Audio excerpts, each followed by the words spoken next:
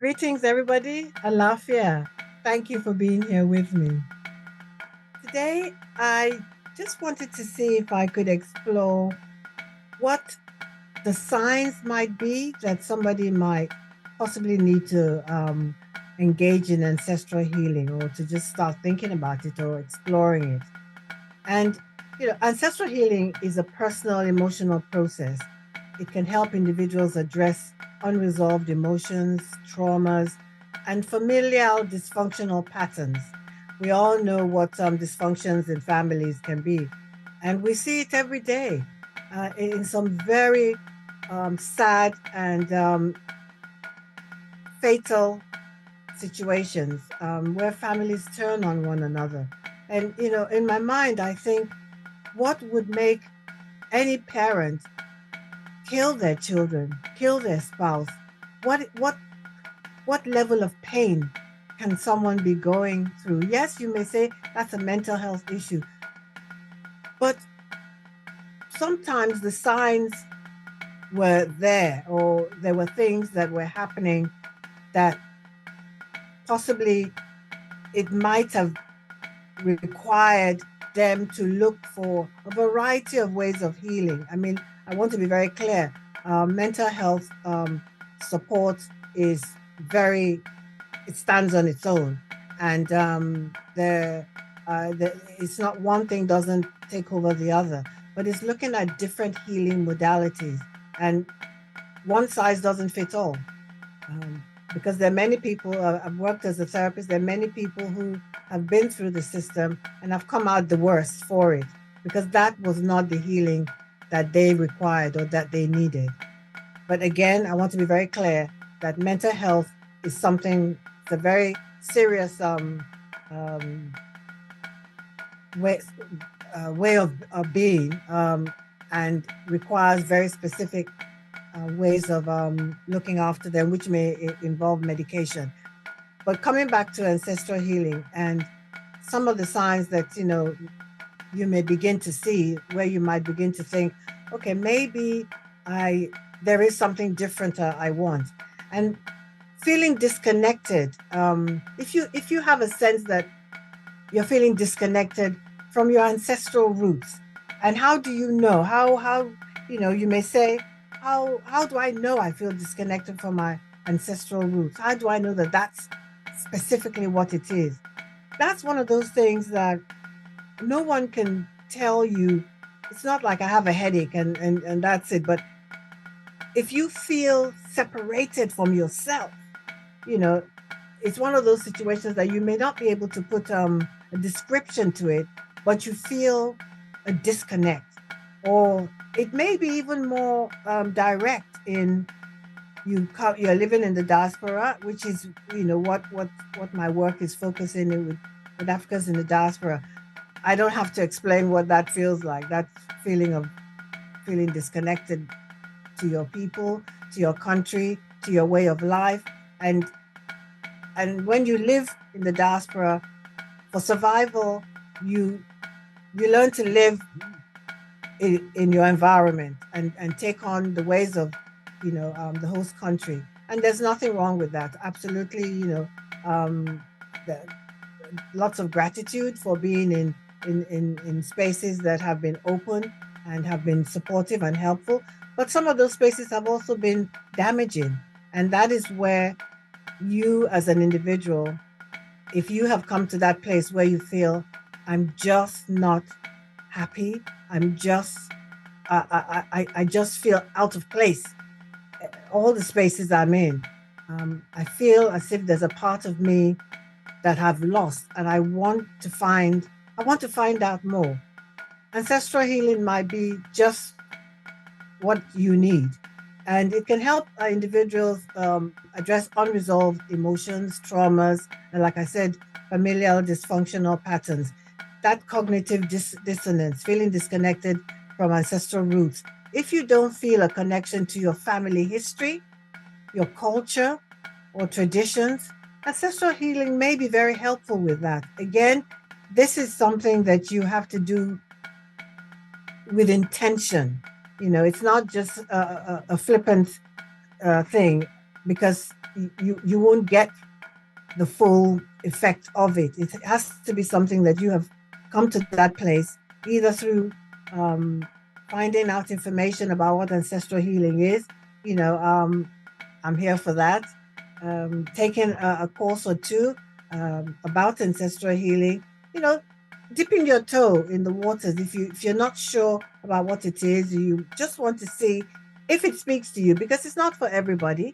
But if you are listening to this and you are watching my videos, or every time you hear something about ancestral healing, it pricks your um, imagination or your curiosity, that's probably telling you that there's something within you that is drawn to that, and it might be this is the time for you to explore it a bit more. You may be struggling with unhelpful or even damaging family patterns. And if you feel yourself repeating negative patterns in your family dynamics, such as toxic behaviors, addictions, or abusive relationships, ancestral healing can help to break those patterns. And I know people ask, how is that possible? Well, what's the difference between that and talking therapy? There is a difference, and there's a place for both. So it's not as if one, you know, the two things can happen at the same time. But for some people, they've done the talking therapy and it's been helpful, and that's as far as it can go. They need something different. So I like to tell people, to thine own self be true. You will know if this is something that is for you. It's not about convincing anybody. Um, just the same way I came into it. I've always been a spiritual person, so that has been easy for me.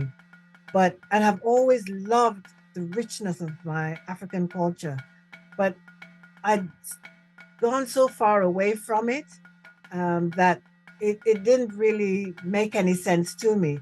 But as I've gotten older, a lot of the information I learned as a child, the lots of the things that my grandfather, my grandmother, my mother, my father, things that they used to say around me, that I didn't think anything of, those things, I started remembering them, and I was wondering, why are these things coming to me at this time? But clearly, it was my ancestors preparing me to step into this work. I would see things that would focus my mind on ancestral healing. It's that thing where they say you get pregnant and then all of a sudden you see pregnant women everywhere. It was like that for me, in the sense that once I started thinking more about ancestral healing, it seemed like ancestral healing information about it was everywhere, which was there before, but I wasn't, that my mind wasn't geared towards it. But once it was, and I decided I wanted to step into that work, then the momentum, gathered. Um, so yes, when you think about dealing with unresolved emotions, if you struggle with unexplained, displaced anger, fear or sadness that you can't attribute to anything in particular. When you're just angry with everybody, or you finding fault with everybody, um, if, or you feel a certain sadness that has no, there's nowhere you can say that there's a reason or a cause for it.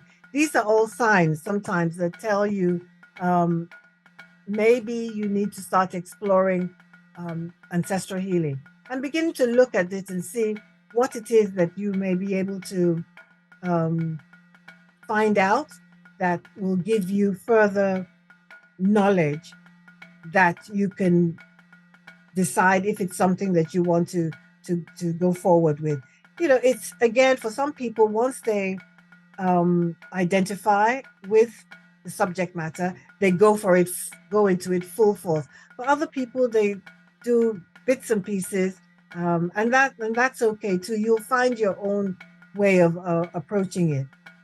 So when you look at specific events that happen in your life, major events, it might be a loss, divorce, the death of someone dear to you, loss of a job, health, those very impactful experiences, life experiences.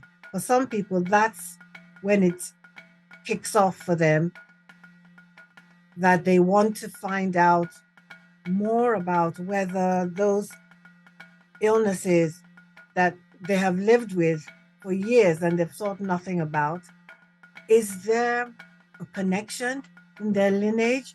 Is there are there things that they have not paid attention to that have dictated how their life has gone? And when they begin to make those inquiries, because some people have the gift to have people, family members that they can still contact and ask questions about their history. If you don't necessarily have to have that to do ancestral healing. But of course, if you do, that's an absolute gift. When you, in particular, when you experience a sense of loss or grief, if you feel a profound sense of grieving for family members that have passed away, or for cultural traditions that have been lost, ancestral healing can help you come to terms with those feelings, can help you explore, find your way through and to and back to some of those traditions, and which can then enhance your well-being. It can help you feel more sense of purpose, and feel that connection to something bigger than yourself. Yes, there's if you're a religious person, or you don't even have to be a religious person, you may believe that there is a higher being, there is something bigger than we are. Yes, there's that. And again, one thing doesn't have to override the other. They can all sit comfortably together. That's what I also try to tell people who say, well, you can't be religious as well as have a belief in ancestral healing. And yes, you can, because the two things are different but similar in the sense that they're all there to improve your well-being, to enhance your sense of identity, to help you negotiate yourself in this very challenging, troubled world that we're living in at the moment. Feeling disconnected from your purpose in life, struggling in finding meaning or purpose, is generally one of the times that people tend to feel more drawn to ancestral healing, because it can help you once again to fill in those dots, to help you focus your mind in a way that is required, that you need to help you focus, if that makes sense.